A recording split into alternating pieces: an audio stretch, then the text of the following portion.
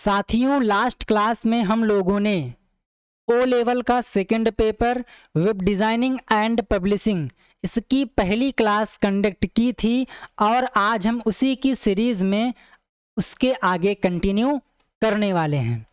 तो अगला टॉपिक आता है डीएनएस, और जो डीएनएस का फुल फॉर्म है वो आपके एग्ज़ाम में कई बार आ चुका है।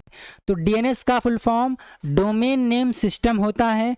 डीएनएस का मेन काम आईपी एड्रेस को कैरेक्टर स्ट्रिंग के साथ में मैप करना होता है ताकि जो उपयोगकर्ता है, यूज़र है, उसे वेबसाइट का आईपी एड्रेस याद ना रखना पड़े। बेसिकली जो ये हमारी वेबसाइट्स हैं examzilla.com या फिर primegyan.com या इसके अलावा जो भी वेबसाइट आप लोग सर्फ करते हो, उनका कोई ना कोई एक आईपी एड्रेस होता है जिसके थ्रू वो वेबसाइट आपके कंप्यूटर में शो होती है, डिस्प्ले होती है। तो इसी प्रकार से अगर मैं कहूँ कि जिस किसी को भी ओ लेवल का online test free of cost देना है तो उसे ब्राउज़र के एड्रेस बार में टाइप करना है क्या, 123.56.879.8 1 मिनट 4 नहीं आएगा 251.126। तो अगर आप ओ लेवल का टेस्ट देना चाहते हैं तो सिंपली ये जो एड्रेस है ये आपको एड्रेस बार में टाइप करना है और आपके सामने वेबसाइट ओपन हो जाएगी। तो जो ये एड्रेस है इसे याद रखना काफ़ी मुश्किल है, क्योंकि अगर एक दो वेबसाइट हैं तो आप उनका एड्रेस याद रख सकते हो, बट यहाँ पर तमाम सारी वेबसाइट हैं जिन्हें आप सर्फ करते हो तो उनका आईपी एड्रेस याद रखना कॉम्प्लिकेटेड हो जाता है, डिफ़िकल्ट हो जाता है। तो इस प्रॉब्लम को सॉल्व करने के लिए बनाया गया एक सिस्टम जिसको बोलते हैं डोमेन नेम सिस्टम। इसमें होता क्या है कि जो आईपी एड्रेस होता है उसे एक ऐसी स्ट्रिंग के साथ में मैप कर दिया जाता है ताकि जब कोई बंदा उस स्ट्रिंग को टाइप करे तो उसके बैक एंड में जो आईपी एड्रेस है उसके थ्रू कनेक्टिविटी हो जाए।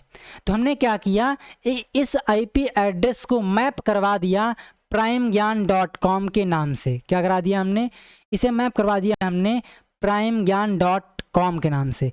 तो इस केस में आपके लिए primegyan.com ये स्ट्रिंग, ये कैरेक्टर स्ट्रिंग याद रखना काफ़ी इजी हो जाएगा इस आईपी एड्रेस को याद रखने के बजाय। तो यहाँ पर क्या होगा, इस आईपी एड्रेस को इस डोमेन नेम के साथ में मैप कर दिया गया है, कनेक्ट कर दिया गया है।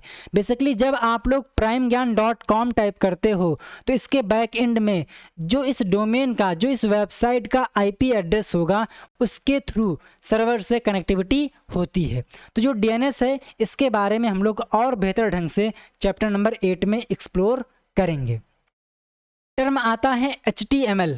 तो HTML की हेल्प से आप क्या करते हो, वेब पेज क्रिएट करते हो, और आपको पता होना चाहिए कि जो वेबसाइट होती है वो वेब पेजेस से मिलकर बनती है।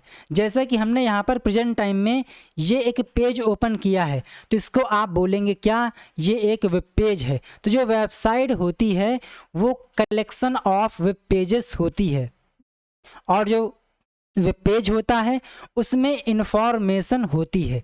जो ये इंफॉर्मेशन है ये ऑडियो फॉर्म में, वीडियो फॉर्म में, टेक्स्ट फॉर्म में, इमेज फॉर्म में या फिर अदर जो रिसोर्सेज हैं उसकी फॉर्म में हो सकता है।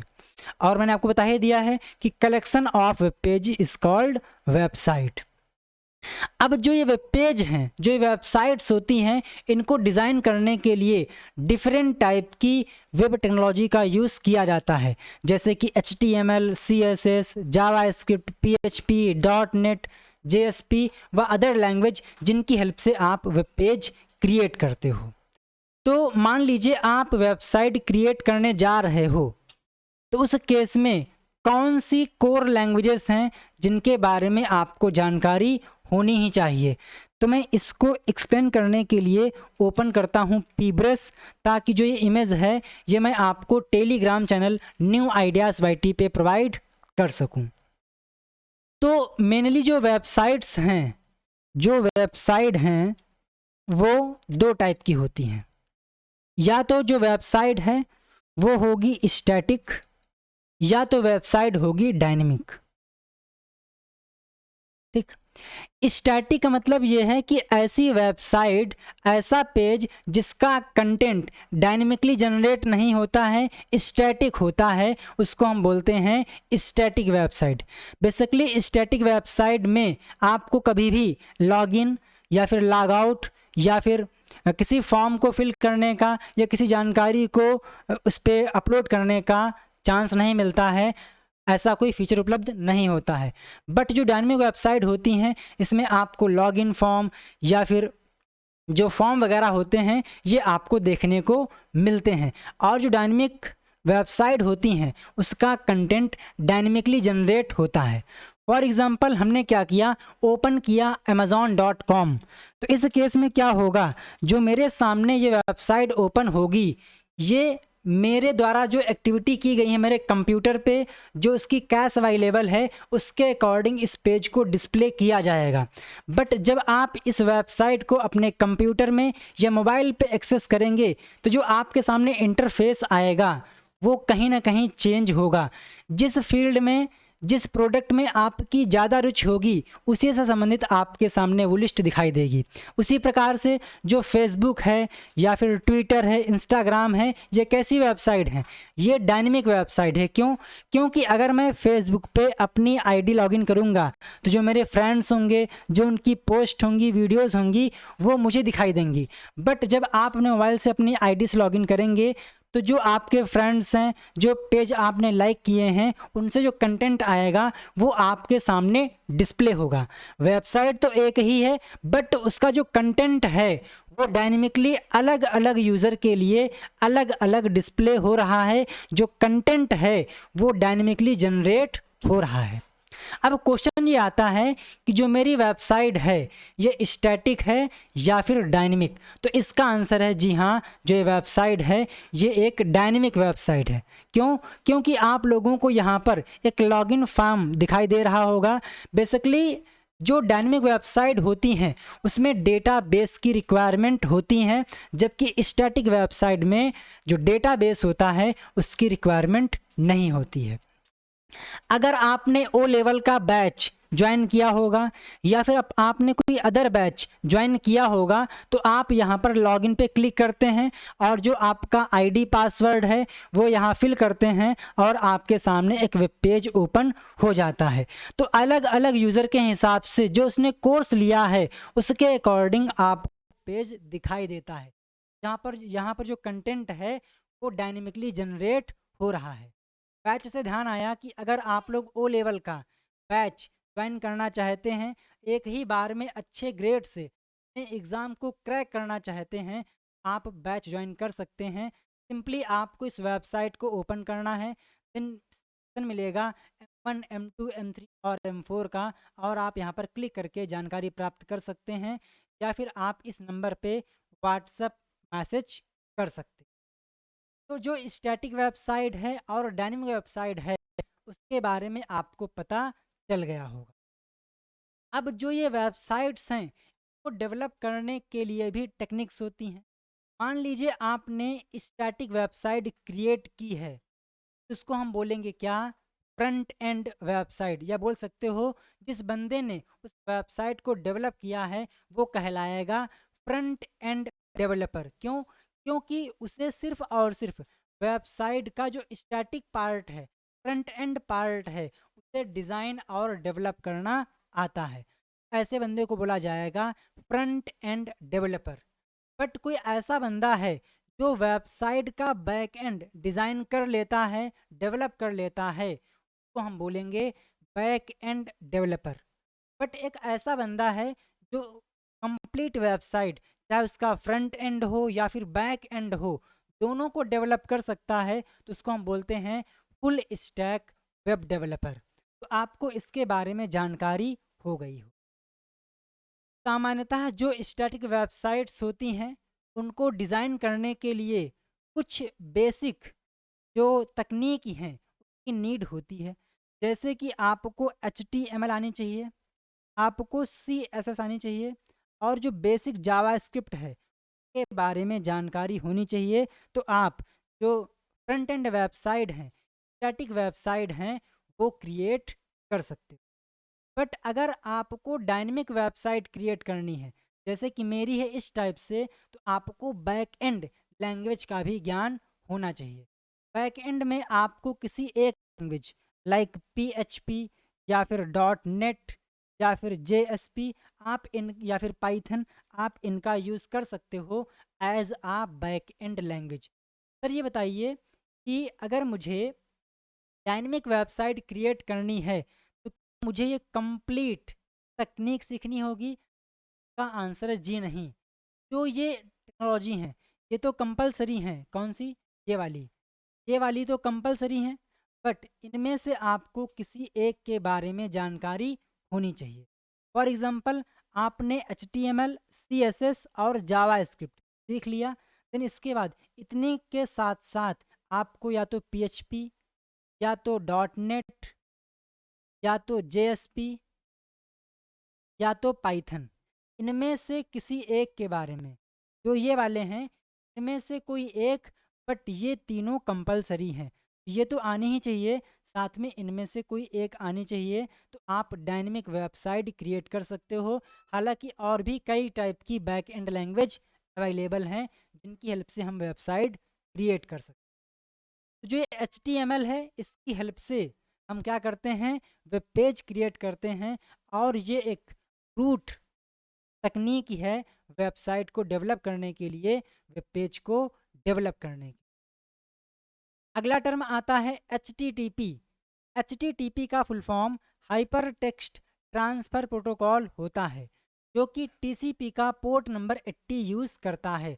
आपके एग्ज़ाम में यहाँ से 2 MCQs बनते हैं। सबसे पहले तो HTTP का फुल फॉर्म, और दूसरा कि HTTP TCP का कौन सा पोर्ट यूज़ करता है। आंसर आता है 80। यह वेब ब्राउज़र को सर्वर से कम्युनिकेशन करने व इंफॉर्मेशन को एक्सचेंज करने की सुविधा देता है। मान लीजिए आपने ब्राउज़र पे सर्च किया primegyan.com, आपको दिख रहा होगा यहाँ पर लिख के आ रहा है HTTPS। एस का मतलब क्या है? सिक्योर, कि जो कनेक्शन है वो सिक्योर है, और जो ये पैडलॉक है ये दिखाता है सिक्योर कनेक्शन को। तो जो ये प्रोटोकॉल है HTTP, जिसका full form hyper text transfer protocol होता है, इसका मेन काम होता है ब्राउज़र को सर्वर से कनेक्ट करना, रिसोर्सेज को आदान प्रदान करना। मान लीजिए मैंने यहाँ पर लिखा HTTP primegyan.com, तो इसका मतलब क्या है कि हमने primegyan.com इस वेबसाइट के लिए रिक्वेस्ट की है। जो HTTP है ये क्लाइंट के ब्राउज़र से जो रिक्वेस्ट की गई है उसे सर्वर तक पहुंचाएगा।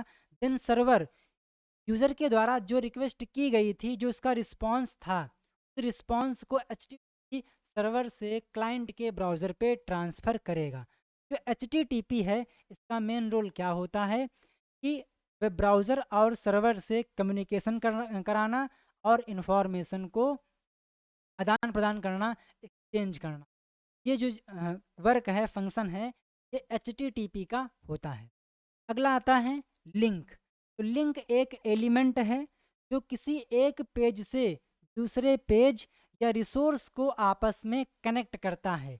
लिंक पर क्लिक करके उस रिसोर्स तक पहुंचा जा सकता है, जैसे वह रिसोर्स लिंक था। फॉर एग्ज़ाम्पल, हमने क्या किया, इस लिंक पे क्लिक किया, और आपको ध्यान होना चाहिए कि अगर कोई टेक्स्ट लिंक है तो बाय डिफ़ॉल्ट उसका कलर ब्लू होता है, और जैसे ही आप लोग उस टेक्स्ट के ऊपर, लिंक टेक्स्ट के ऊपर माउस का कर्सर लेके जाते हो तो वो एक हैंड में बदल जाता है। तो अगर मैं इस लिंक पर क्लिक करूँगा, इस लिंक से संबंधित जो भी पेज या फिर वेबसाइट या फिर रिसोर्स होगा वो ओपन हो जाएगा। तो हमने यहाँ पर क्लिक किया, तो क्लिक करने पर जो इसके बैक एंड में रिसोर्स लिंक था उस तक हम लोग पहुँच सकते हैं। तो मैंने यहाँ पर क्लिक कर दिया है, जो प्रोसेसिंग है वो शुरू हो चुकी है, और कुछ ही क्षण में जो रिसोर्स है वो ओपन हो जाएगा। आप देखिए हमने यहाँ पर क्लिक किया था और जो ये पेज है ये लोड हो चुका। जो लिंक होता है इसकी वर्किंग आपको समझ में आ गई होगी। अगला टॉपिक आता है पोर्ट। तो कंप्यूटर नेटवर्किंग में पोर्ट एक लॉजिकल गेट होता है जो किसी विशेष प्रोसेस या सर्विस के लिए जिम्मेदार होता है। जैसे कि आपने देखा था कि जो टीसीपी था उसमें तो कई सारे पोर्ट हैं, ठीक है। जो टीसीपी है उसमें कई सारे पोर्ट हैं, जैसे कि टीसीपी पोर्ट 1 2 3 करते करते 23 भी होता है, 25 भी होता है ना, 80 भी होता है। तो जो ये पोर्ट हैं, इन पोर्ट का अलग अलग काम होता है। जैसे कि पोर्ट नंबर 23 है, तो ये कौन यूज़ करता है? आंसर आएगा टेलनेट। टेलनेट क्या है? टेलनेट एक प्रोटोकॉल है जो कि टीसीपी का पोर्ट नंबर 23 यूज़ करता है।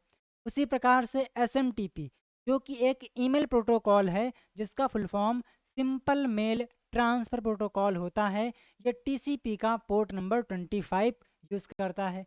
इसी प्रकार से जो एचटीटीपी है ये पोर्ट नंबर 80 यूज़ करता है, किसका? टीसीपी। तो जो पोर्ट होते हैं वो एक लॉजिकल गेट होता है जिसका एक स्पेसिफिक फंक्शन होता है, पर्पस होता है।